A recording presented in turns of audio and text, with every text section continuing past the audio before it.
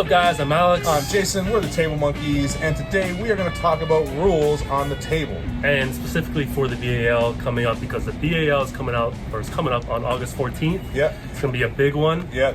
A ton of matches, and we just want to go over the rules a little bit just to clarify a few things. And also because we plan to and hope to be able to continue to run matches as the BAL, or maybe that name will change eventually. But the point is, we really want to establish a kind of set of rules that we think are not only great to pull under, but great to watch and great for running events and spectating. So one of the first things that we want to talk about, or that we think is kind of a hindrance to events, is the setup.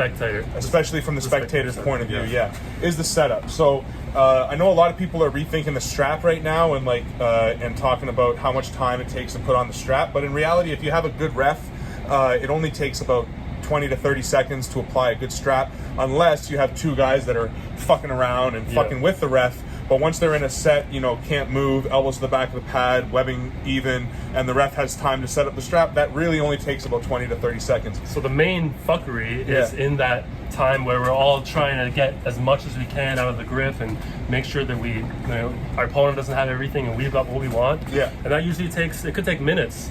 Honestly, if you look at a 3-hour tournament, you're probably going to spend almost 2.5 hours of that 3 hours doing this fucking setup, if that's the style. And I know a lot of pullers like that part of the pull. They find that that's where they can wear their opponent out, or where they can figure things out. There's a lot of information gained and a lot of fight that happens in that part of the setup, and we do understand that, but the goal for everybody in reality should be to get the fairest grip you can, where you don't have an advantage, your opponent doesn't have an advantage, and then from go, you either take away what your opponent wants or you get what you want, and all that stuff happens fairly after the go, as close to that as we can get, right? Yeah, and especially for tournament pulling, where it's so many matches over the course of an entire day, taking out all this unnecessary fuckery in the grip shortens it so much. So and makes it again more enjoyable for the viewers, right? So if you're gonna do a super match, then maybe you can keep the normal grip where you get your own grip for 30 seconds or something like that is understandable. But again, this is more for tournament style, and we like this round robin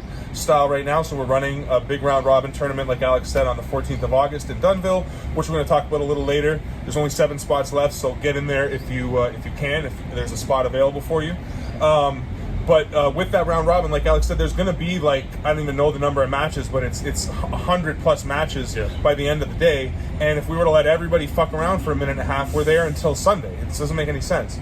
So we've always done, or the last 2 tournaments, we've gone right to a WAL set grip, no fucking around. Close your thumbs, close your hands, go. But a lot of people want to get a grip between themselves without the ref's intervention. So we've kind of come up with a quick and easy way to do that. That hopefully, the way we've set it up, there isn't going to be any opportunity to fuck around, and it can go to a ref's grip basically right away. But when I first started, Andre. If you know who you are, you're out there. Brothers in Arms. He showed us this handshake grip, which to me and Alex and everybody we've shown so far really makes a lot of sense. So at the BAL tournament and moving forward in the BAL of the tournaments that we run, and just presenting it to the arm wrestling world in general, right? Is this idea here where what we're going to do, the first thing is we're going to come together and lock our webbing together. We're going to then squeeze our thumbs, reach to about eye level, close our hands, and then bring our elbows down in position that we're comfortable, and start to set our bodies up where we want to be to pull. Now, you can't see it from there, and I'm not gonna we're not gonna zoom in, but our knuckles are perfectly showing. I feel really good. I don't feel like you've got a great advantage on me, and I've got more or less what I want. Yeah, and I feel the same. I'm happy with my grip, and my knuckles aren't showing. My hand feels good. I'm ready to pull. I mean, obviously I don't have this, and I'm not here with everything, and he's fucked, but I don't feel fucked at all. It is a fair grip. Yeah, it's as fair as I can imagine a grip being. So that is the opportunity that people are going to have. At this point, the ref is going to come in. If he can see knuckles, then he's going to go to wrists, center of the table, shoulders, all the things that we want set even, and then he's going to call ready, go, and boom, we're going to start the match. If he comes in and sees or can't see knuckle for any reason whatsoever, he's going to call the ref's grip immediately. If for either reason one of us doesn't feel comfortable, like whatever it is that Alex has got, I don't like, I can just open my hand. As soon as there's any movement in our hands, the ref is going to stop and call a ref's grip. Yeah, and then from there we will go to that WAL ref's grip where it's close your thumbs, close your hands, go. And that should eliminate all the re-gripping, because literally if we come in, we do this handshake, and then I go like that, the ref should, from as soon as I open my hand, the ref should be like, stop, ref's grip. Yeah. So I'm literally trying to get something else other than this perfect fair grip that we just did. Stop, ref's grip. Yeah. So you get one chance to get that grip, and if you can't get it in that one chance, one opportunity, then we're going to ref's grip. And we're going to discuss the ref's grip now, because there are some maybe misunderstandings with how the wall set grip works versus an actual WAF or PAL ref's grip, and we're going to fall somewhere in the middle between the two. So in a wall set grip, the way that Devin has explained it to us is, before Bart says close your hands, he can't give you a foul for anything.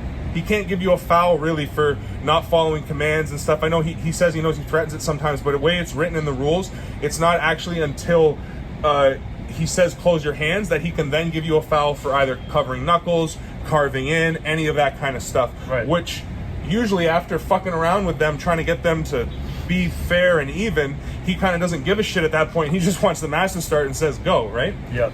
So before they even close their hands, I could be rising up, I could be carving, I could be cheating a little bit to get something more before I even close my hands, taking advantage of the fact that he's not going to call a foul. Where now in a PAL or a WAF, if there's any movement at all, if you're even pushing a bit or any of that kind of stuff, the ref will basically give you a foul, to the extent where in PAL you see matches like don't even start. Some of the, I don't want to say half the time, but it's enough of the time that PAL has become it's very noticeable. enjoyable to watch. Yeah, it's noticeable, and it can be a little bit obnoxious. Yeah. So we're kind of we're going to try to find somewhere in the middle where this is a ref's grip, but it's a WAL style set grip, in the sense that the ref has the opportunity, if you're really fucking around or whatever, he can give you a warning and eventually a foul for not following commands. So you have to listen to what he's saying, you have to follow the commands, or he will give you a foul.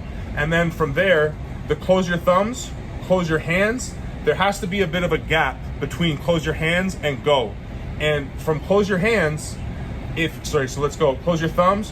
When we say close your hands, at that point, if either of us cover or start to carve or start the match before he actually says go, he should give us a warning for the first one, and then a foul for the second one. Right. So that space between close your hands and go is just to make sure that knuckles aren't showing, no one's carving, so that it can start fair. But it does give each opponent a bit of an opportunity to load something. Like you are closing your hands, so you are going to be able to squeeze, or maybe feel your supination a bit, or feel your pronation, whatever it is you want a little bit. But if you actually go to take it, then it should be a warning and or a foul, depending on where we are in the process. Right.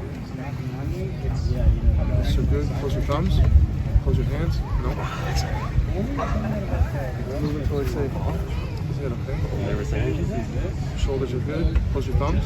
Close your hands. Go.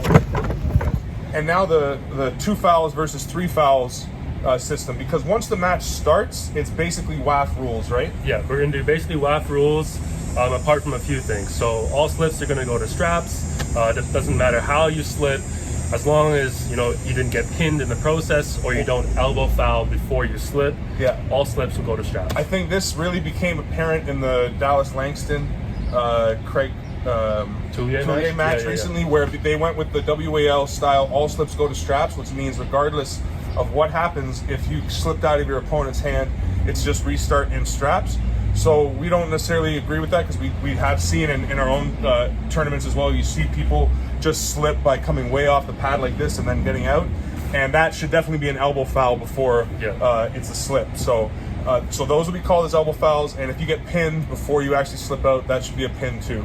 But once the match is actually going, it's 2 fouls, and a foul restarts the match. Foul in a losing position should be a loss, all those things, right? And then one other thing that we want to make an alteration from the PAL style of reffing is all these micro elbow fouls that are just tiny little bumps up and down that really don't give yourself an advantage, that end up screwing over the match, and so many matches have ended in fouls that way. Where you've got a great match going, and literally because you roll up and he tries to roll up and I'm trying to hang on and my elbow comes up just a little bit, that we're going to call that a warning. the refs are going to have the authority to give a warning for what they deem to be an unintentional foul.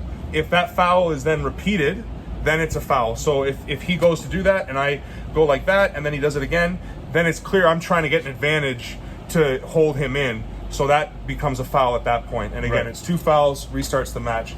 And the reason we don't want to go with the 3 fouls and the runners is because it gives people the opportunity to kind of do egregious fouls and get away with it, and we don't want that to happen. So if, for example, we do that and you go to roll and I go like this and it's clear like a blatant foul, or I go to hit and I go like this, that's directly a foul. That's not unintentional. It's the ref's discretion. No warning. But yeah, that should be no warning, a foul right away, stop the match, restart.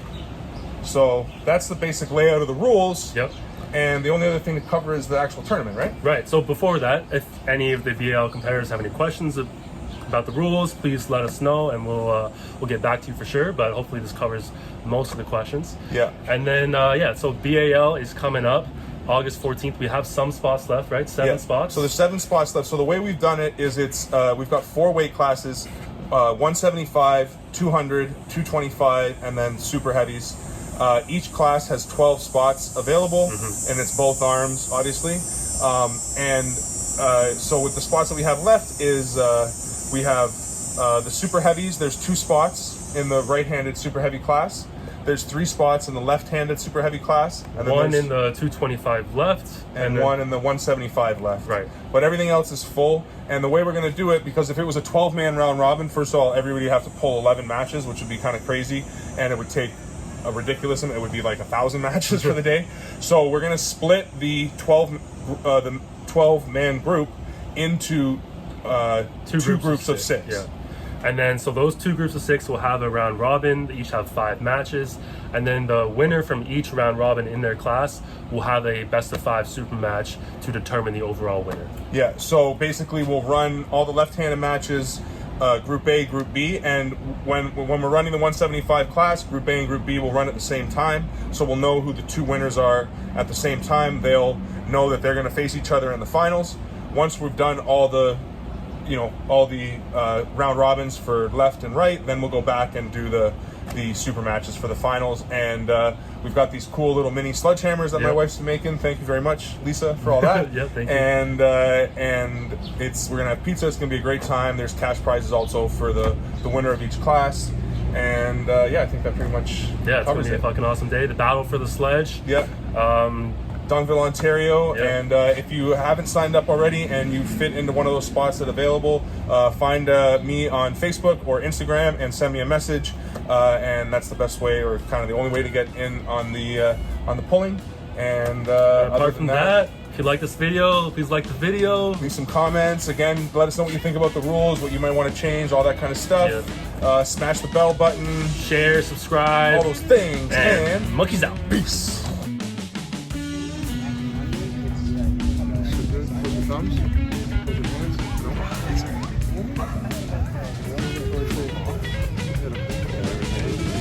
Shoulders are good. Close your thumbs. Close your hands. Go. Ooh. Stop. Elbow foul. You ripped him right off the elbow.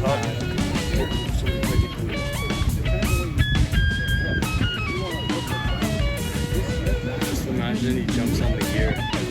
Alex? Eats for breakfast at home.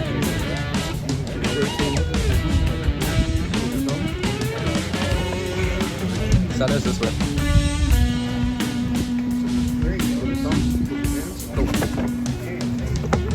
Ooh. That's good. It's close. Paul, why aren't you competing, man? The fuck? Soon. That's good.